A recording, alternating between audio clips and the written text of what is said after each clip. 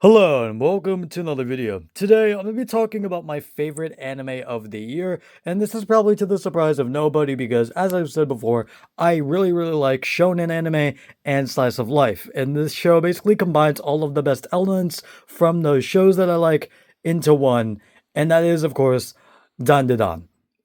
It is just phenomenal from front to back, and I'm pronouncing it Dandadan now. I used to pronounce it Dandadan, but I heard that it is Dandadan, and that is how it's pretty much pronounced in the opening song by Creepy Nuts, which by the way is also probably my favorite opening this year out of any anime. It is just so catchy and so good. It perfectly fits the show, and it's just really catchy. But yeah, besides that, just let's just get into the actual anime and how it is.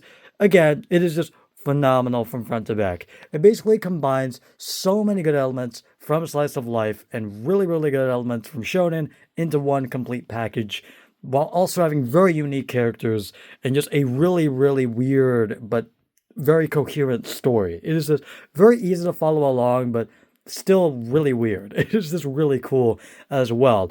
What I really love about anime in general and a lot of shonen anime is also transformations, and this show nails them. Like they are so goddamn cool every single time. I don't know what it is about them. I think it's just because they're really hyped just to see this guy just transform into something unrecognizable. I just really love. And again, this show excels at that. But also the action is so well animated and just beautiful. There's so many good colors going on, and the choreography is so good. It's insane. And also, as I said, probably one of the best elements of this show is the characters and how weird they are.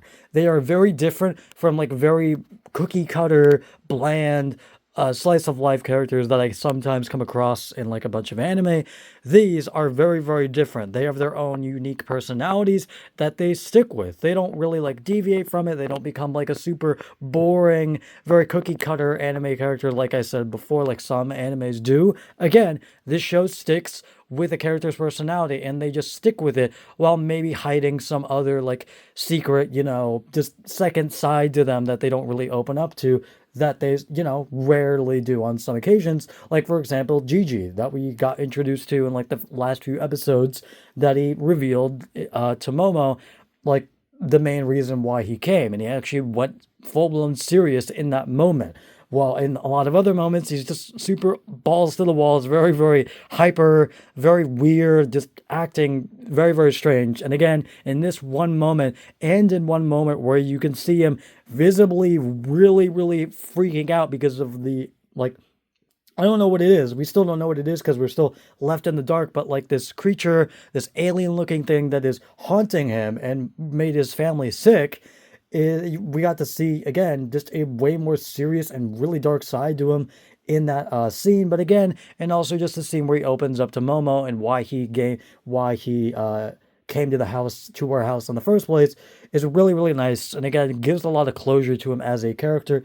But also, Ira is a really good character, especially because of one episode that I don't want to harp on too much, but it is my favorite episode of the season. You probably know which one I'm talking about, but easily the most emotional of the show. It is just so heartbreaking. I legit almost cried because of that episode. It was that fucking heartbreaking and that gut wrenching. It was just so goddamn emotional. It just really almost broke me. It was so powerful and just easily like one of the best episodes, if not the best episodes of the year in terms of anime, but only slightly better than I would say some of the episodes, or not slightly better, but better than some of the episodes. It's not like way better than like all the other episodes. No, don't get it twisted.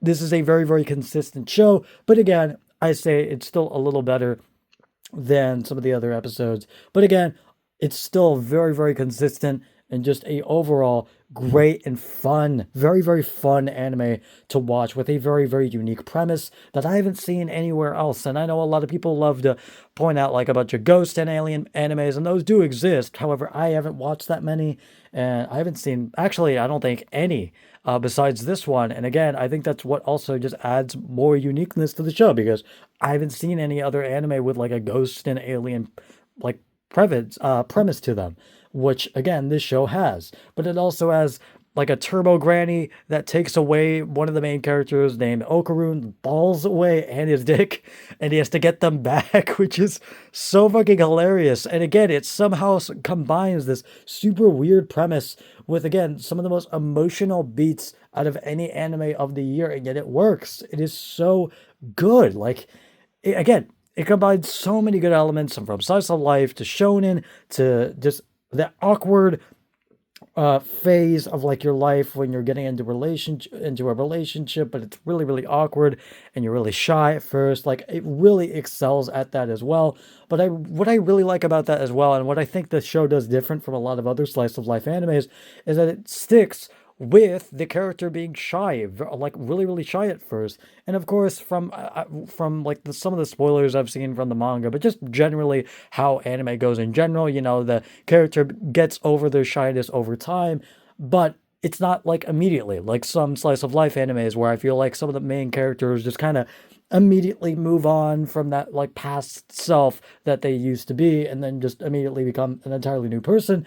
Again, this like festers in that like shyness. The main character just festers in that shyness and just is really really working to overcome it, and that's what I really feel like is a lot more realistic and really down to earth of this anime compared to like a lot of other slice of life where they just move on very very quickly.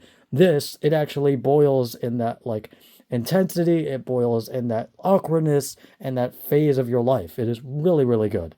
But yeah, that is basically it. I don't have a whole lot else to say. Again, my favorite anime of the year, just a phenomenal anime from front to back. Very, very consistent.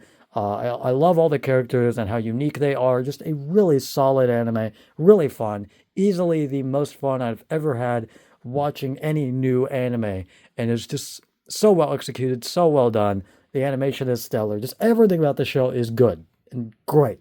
It is so amazing. But yeah, that is it, and I will see you guys later. Goodbye.